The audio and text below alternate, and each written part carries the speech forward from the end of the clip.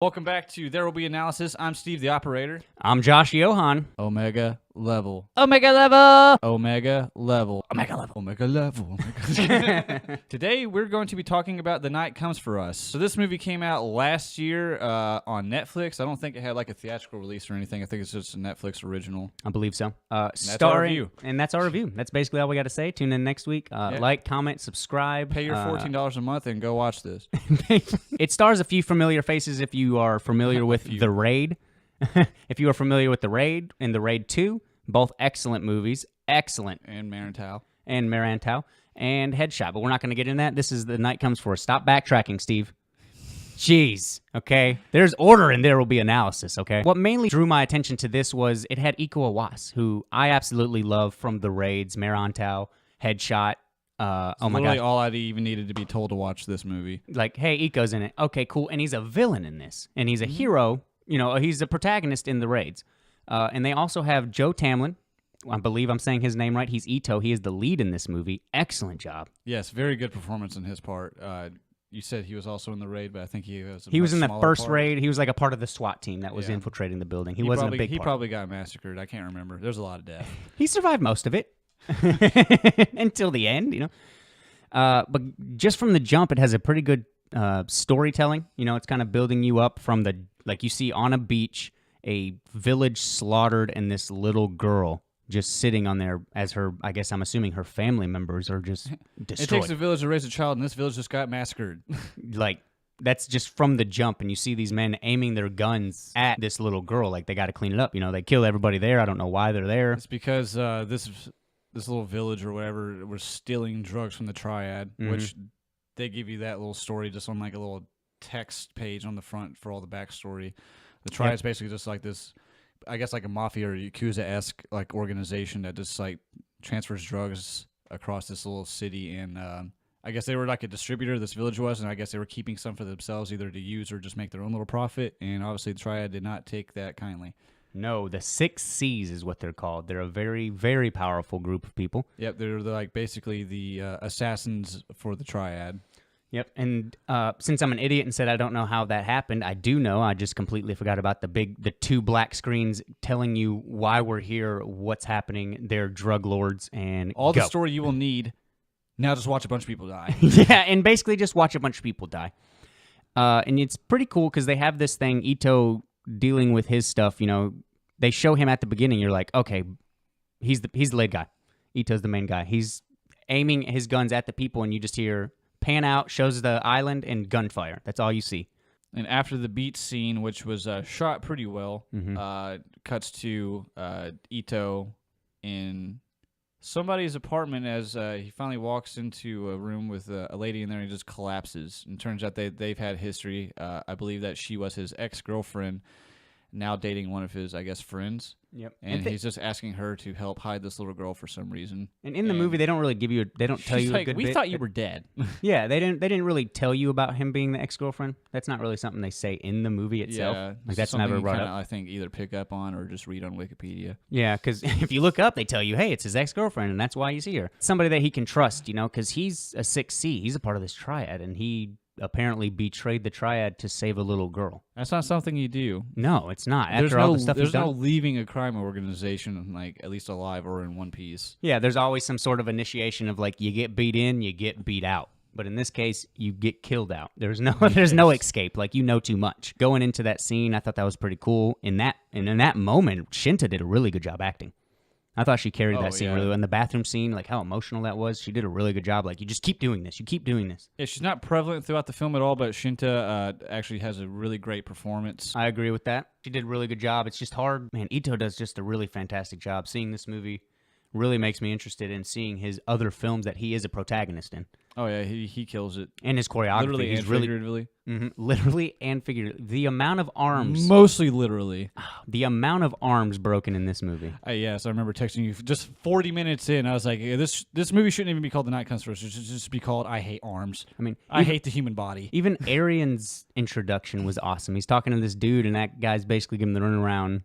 Like, you're not going to get what you want out of this. Yeah, apparently he's like the owner of a club for the Triad, and this dude's just manhandling one of his waitresses and just calling her just rude derogatory terms and just said she can't even pour a glass of wine correctly. He's like, "Oh, it's okay. I'll give you the best bottle on the house," and he gives it to him. Just wipes out like 6 of this dude's henchmen and just breaks a wine glass into this dude's mouth. Oh, Just, awesome whole scene thing, he's too. Like, look at me.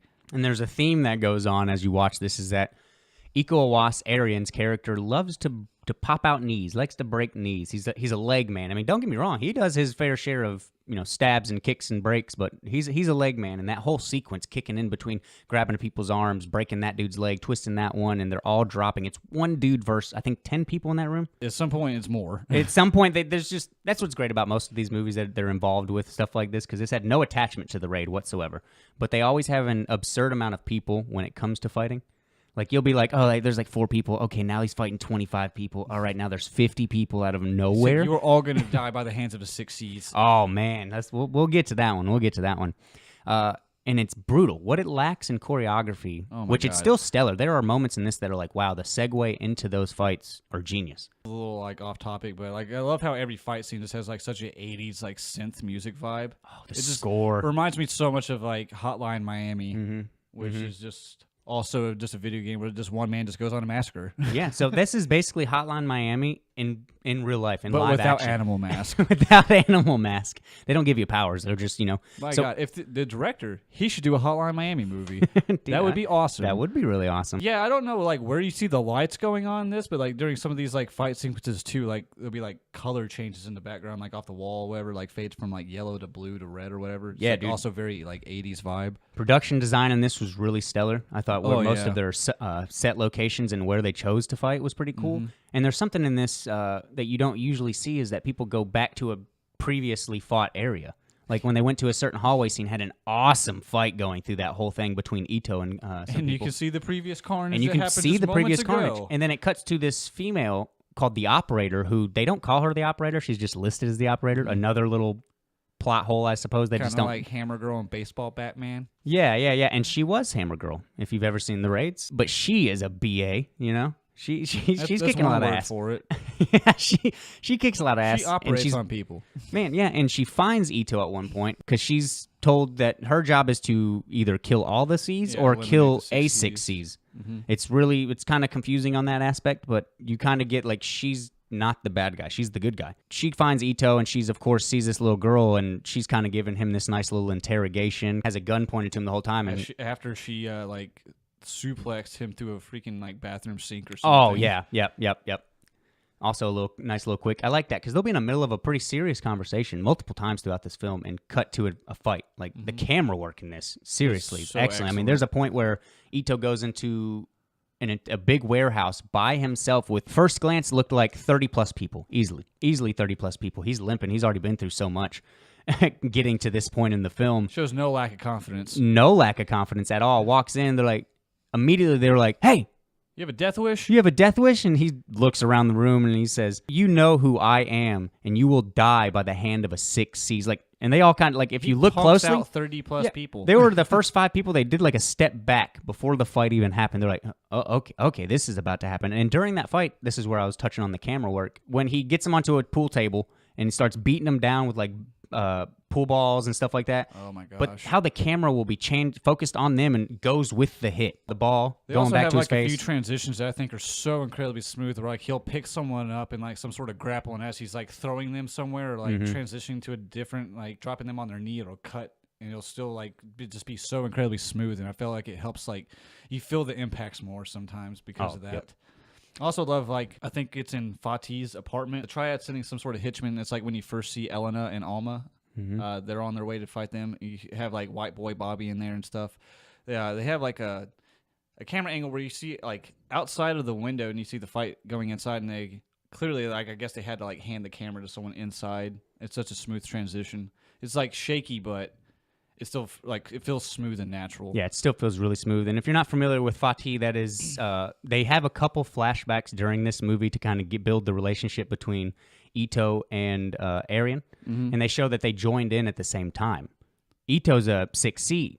Arian's not, but he is a part of the Triad. He's still part of the Triad. He's just looking for that promotion. And he's looking for that promotion. And as the course of the film goes on, you have Ito falling away from the 6 C's, kind of giving up his spot, but because he quit. And Arian's basically gonna fill that spot. There's the main 6 C's, Chen Wu, I'm assuming is the head of the 6 C's, if not like at least been around the longest. At least a part of it. He's probably probably the longest. He mentions like, what spot do you think you're trying to fill? And going back to Fatty, you have that relationship built because they used to work together, and him, White Boy Bobby, and now Fatty is with Shinta, and they're kind of staying at their place. They have the cousin, White Boy Bobby, going in there, and they're trying to get back in there. And Ito sees White Boy Bobby. Apparently, they had a falling out.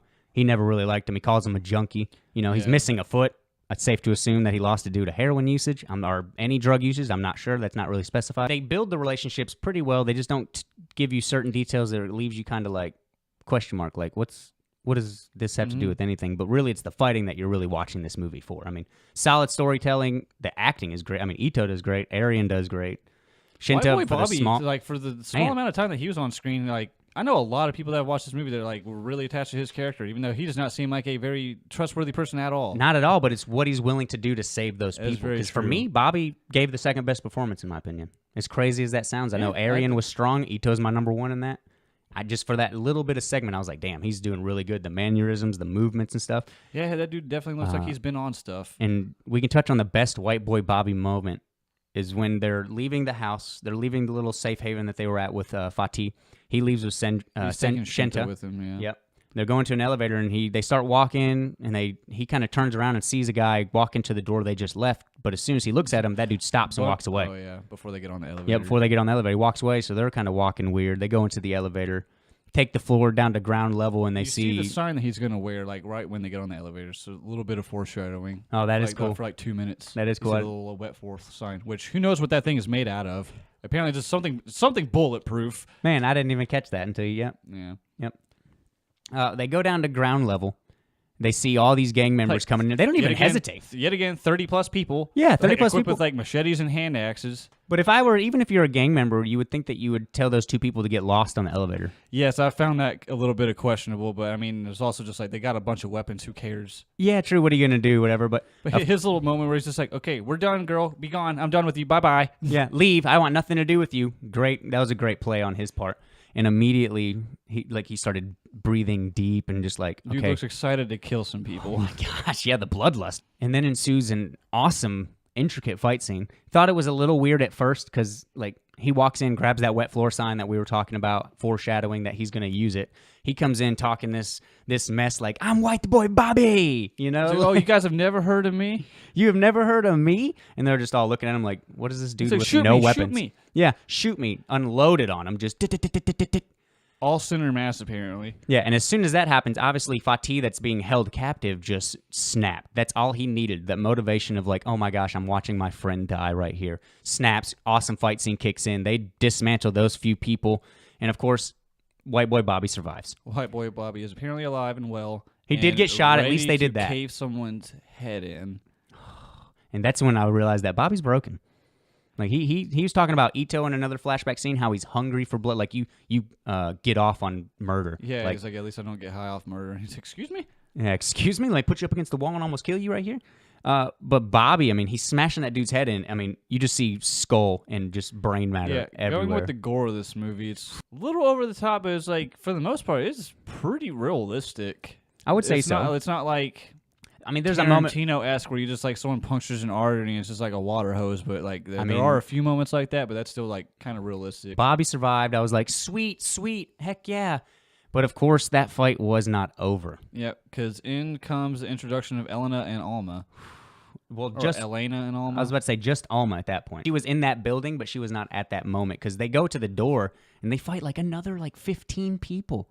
By themselves. They had one ridiculous moment where like they all kick in his apartment and like Fatih's holding a table against the wall. It's like 10 people with like machetes are trying to reach out. And that's one of my complaints too is like this choreography was excellent. It was pretty well done for the whole grand scope of the movie. But there are moments where it's like you kind of see them waiting for the next thing to happen. Like, and that was one of the scenes. Awesome camera angle above the head. But then you see a dude just kind of like stuttering there and then boom, boom. And like it was just a poor spin move or something like that. They had the same moment where like people were just slowly entering the apartment. You see like 10 people outside just waiting their turn to walk in. Yeah.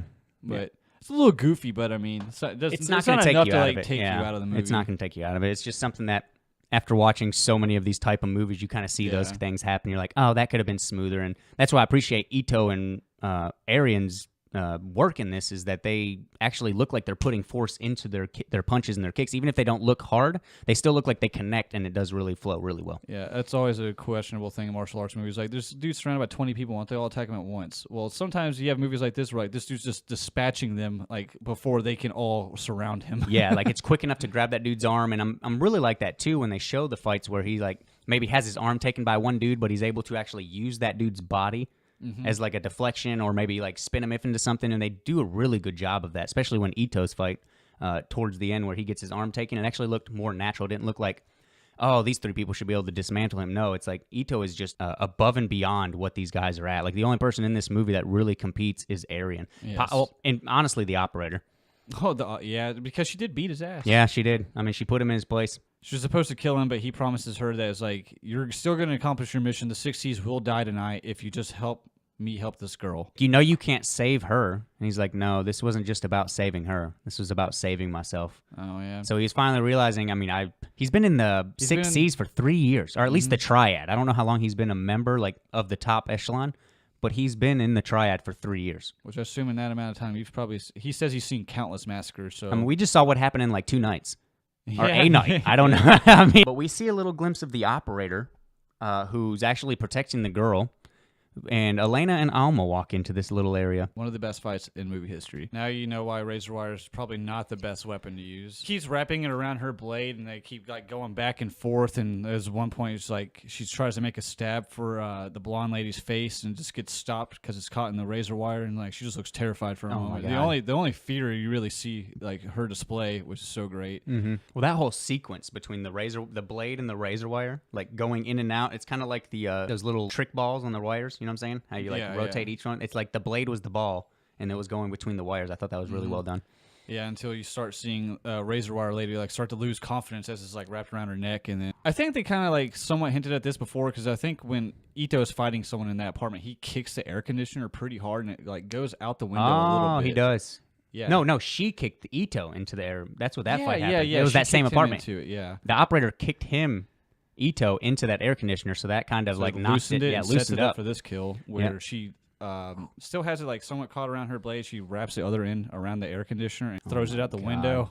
And I'm guessing you find out what happens. Like she starts to struggle, but like there's already no point. Yeah, she There's has no gloves point. that can stop that, but not the Yeah, fingers not and the fully pressure. fingered gloves. It's brilliant thinking on her part. Like no steel tips or anything. Like I would definitely have full gloves that are like, okay, this can't cut through. And then So pursues or follows with the fight between blonde lady and operator, which is just so dope. Oh man! Yet again, like you got that like slow bass, like 80s synth vibe in the background. Seriously, the score carried some of this lack of choreography, but in this scene particular, there is no lack of choreography. This you can tell they spent so much time on this fight scene. Like, well, yeah, it is like one of the covers that you'll see on Netflix is like them in against that like little like they clear did glass, show that. and you'll see Yep. like the bright yellow as like she has like the machete or whatever. Mm-hmm. It looks really cool. And they're having their back and forth. They're fighting. Operators outdoing her. But then they get to the hallway scene where this is the scene I was talking about, where they go back to a previous fight scene and they're fighting through all this stuff. She happens to clip her finger during a nice little When they samurai swing type that moment. way, God, it's so awesome. She ducks down and swings like medium as like the blonde lady swings high as she's ducking. Does a pan to both them to the side. She looks at her hand, starts wiggling both her fingers until she gets like I think it was the ring one where I think it was the ring. It doesn't wiggle. Rips her own finger off. I don't even think she wins. She didn't wince at all. Yeah, rips her own finger off, and then we get from the blonde lady a little looks smile, like I'm so very confident. happy. I got a finger. But that's when she kind of spits up a little blood, looks down, and her guts are hanging out. Didn't stop her though. Didn't stop her. She did try to She do it. lasted approximately 30 more seconds. 30 more seconds until she got Sparta kicked down the stairs. God, she gets Sparta kicked as the final blow, but she like does some like smooth little like swipes, stabs her in the forearm, drags that all the way down to the man, wrist, you're which right. is That just was so incredibly brutal. We've also come to the assumption that whoever made this movie, Yino or Yimo, hates arms. They just hate the body in general. But specifically the arms, arms, man. I mean, there's so many arms broken, stabbed, doesn't matter. Ito, the inevitable matchup to Aryan. Yeah, which Aryan, With their, I guess, knows where Ito's heading for their little final match. There's a sniper in a window. He incapacitates her so that way he can have his little final fight. Yet again, portraying his own people. betraying his own people just to end up getting the final kill doesn't make sense to me. No. But he wanted, if his friend's going to die, it's going to die by his hands is what I took it as. Yeah, that's one of the things. It seems like he tries to talk him out of like what he's doing for a little bit before they just start fighting. Absolutely. This is probably my favorite fight in any movie, like ever now. The last fight between Yes. Iko and Aryan. Yes. I think it was well placed, and the acting in it. You know what I mean? Because I still think there are 2 fights in the raid that are just leaps and bounds better than anything I've ever seen in my life. But they don't have. It's not a knock by any means. It's not. They don't have a strong acting in that moment per se. There is strong acting in the movies, like especially Raid 2. But into those fights, they don't really have those dialogue moves. It's like, boom, here's an awesome fight. And in this, you get to see Ito and Aryan have these little back and forth of like, why are you doing this? While Ito is absolutely exhausted. Mm-hmm. And Aryan has like had one big battle, and that was like earlier in the movie. Like other than that, he's killed 2 more people, been arrested. Until Ito starts making until he gets his second win and starts making a comeback, there's no music playing. Aryan's beating up Ito? Yes. Yeah, it's very somber. Aryan has this thing where he likes to like knock people's knees out the way and take out people's legs, and Ito likes to Break them arms. Shatter people's arms. Yeah. That plays into this fight too, where it seems like everything that they normally do throughout these previous fights, they're able to counter each other. And Which it's is done really very, good. very smoothly. Like, God, the camera work too is like he'll just be spinning around above them as they're like grappling and just undoing it and just countering each other's moves. Brilliant. Honestly, my favorite part of this is definitely the camera work in the fight scenes. Like, it is smooth. Like, there's not a lot of shaky cam, and when it is shaky, it's to emphasize the impact. Mm-hmm. Like, so that's like, oh man, that's really cool. There's also a moment like in the middle of the fight before they grab the box cutters that just has one of these sickest throws. It's like he somehow like wraps his leg underneath like Aryan's stomach and just like flips forward and just tosses him through a box. God, Awesome. so awesome. Yes. Didn't even catch that on my first view. No, neither did I, because I was probably just like so shocked. I'm like, how is this? Like, I remember getting thrown. I just don't remember him getting that well technique. Like he did a roll to a judo throw with his leg, and I mean, it's I absolutely. still don't know how I smooth. didn't wake up everyone in my house. That's what. There's so many times I screamed during this movie. It's like I'm usually never the person that just has their hand like in their hair, but I was just freaking out. Leading into this, it had out of all the brutal kills, out of all of the things that happened in this movie, there is still don't you dare. No, I'm not gonna say it. But when this man Ito is getting put into a corner, he's standing next to this beam. Aryan kicks Ito. Ito decides to dodge that, and he hits his shin so hard on that beam that you can hear it immensely, and I cringe so bad. And if you listen closely as he walks back and kind of stumbles, he pops that back into place. I just know Marion was dying at both of us laughing because we my both just like lurched forward Dude. during watching that together. We're just like, I oh! took everything not to stand up. I mean, I couldn't stand up. My shins were hurting from that impact. It's the only reason I can think of is like why people cringe at that scene the hardest, because I've never been stabbed. I've never had my arms broken by another man, but I've kicked a nightstand in the middle of the night. So I can kind of relate to that pain. So intensify that by like 10 and you have that. So I can imagine. So I think I'm like 10% of the way to being like Aryan level in fighting, because I've been through that pain. Okay, I can see that. They go in for that nice movie moment of where they hit each other at the same time. Insane box cutter fight. Yeah, and it shows him my stab him in his gosh. neck. Has Aryan get stabbed in the neck, and then it pans around Ito's head, and it shows a box cutter through his cheek. Which he snaps off and then And slices just pulls his it out. throat. Oh my gosh! And no, Aryan's not dead. No, he gets stabbed in the neck, kicked to the side, Why and then doesn't Ito just didn't want to deliver that final blow. He got him all the way to that fight. all the way there, and was like, "No, I'm better than this." Wait, what? Finish me. Finish me. He wanted to. He wanted him to finish him, and it was a really strong scene. So much pain. And that was a really strong scene from Ito too. I think like when he was yelling at him through that to hold back like that, it's a little cheesy, but at the same time, if you think about how serious this moment was, it was really good. Aryan at the start of that fight had a very inspirational moment with that was probably his best acted moment when he was yelling at him, talking about that little bit of dialogue that he was saying. Sure. Aryan decides to pick up a gun and tries to try and finish himself and just misses every shot. Misses every shot. And of course, Chen Wu comes in. He's like, all "You are cocky. a disappointment, Aryan." Yeah. And just to prove that no one wins in this fight, ends with Ito gives plot device. Gives plot device. Her passport, so that way she can get on the boat and just The be to operator safety. saved her. Yeah, Brought her to a certain area. She rides passport. away. Doesn't bother taking Ito to the hospital. But I mean, I guess because she was supposed to kill the 60s, he's clearly gonna die. He gets in his car. He's probably just pondering like, how much more blood do I have left in my body? Awesome. I'm starting to feel cold. And he just sees the remainder of the triad there just to finish him off, and it just ends in a pretty cool scene where he's just driving straight into them as they just like let loose a storm of bullets. In black screen. Boom. Music. Omega Level is proudly sponsored by Ink or Dye Studios, a unique combination of a tattoo parlor and hair salon. Located at 270 North Dakota Street by Flanagan's, Ink or Dye Studios employs the best artists and stylists around. Boasting a friendly atmosphere, helpful, talented, and incredibly creative staff, Ink or Dye Studios is the only tattoo shop and hair salon you'll ever need. Stop in, call, or contact them through their social media accounts today to set up an appointment. Thanks for everybody for listening to this new There Will Be Analysis. Really hope you enjoyed it. Hope we weren't too crazy with how excited we were about these action sequence, camera work, etc., etc. Let us know what you think of the movie in the comments below. Let us know if there's a movie that's similar to this that you think that we would enjoy. Yep. Like we said before, we have seen the Raid movies. I believe that we will at some point touch on them. So seriously, go and check those out so we don't spoil too much. Obviously, it's mainly the fighting. We can't really spoil that. Even if we describe it, like viewing it is completely different than that. But seriously, like, comment, subscribe. Don't forget to hit that notification bell so you can know everything or not know anything because, well, we're not that informative and we're stupid. Thanks, Jeff.